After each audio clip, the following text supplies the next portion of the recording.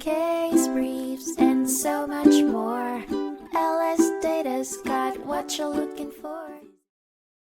In a gripping case against the City of Perth Amboy, Lewis and Theresa Barna contested that their civil rights were brutally violated by several police officers. The pivotal legal storm swirled around the controversial question of whether the actions of the police officers, alleged unprovoked assault, arrest, prosecution, and detention of Mr. Barna, was exercised under state law.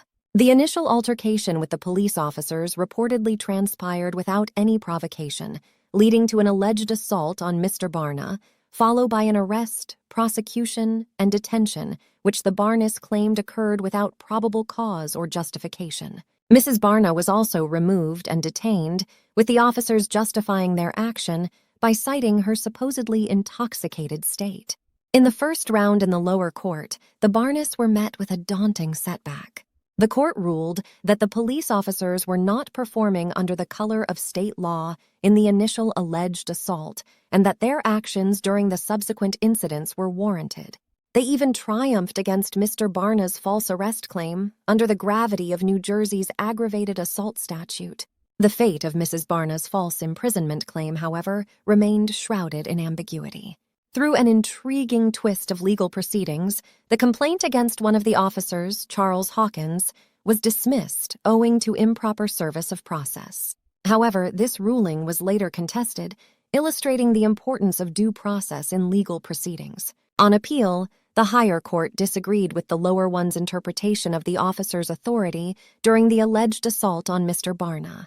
It clarified that the mere use of a police-issue nightstick does not inherently indicate the exercise of actual or purported police authority. As such, the lower court erred in finding that the officers were exercising state authority during the initial phase of the altercation.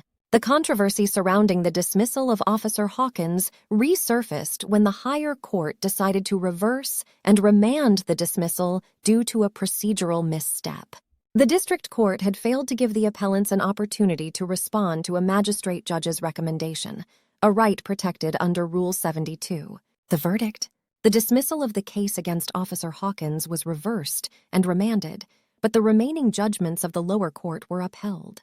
The legacy of Barna v. City of Perth Amboy lives on, serving as a precedent and clarifying the legal understanding of acting under color of state law for police officers.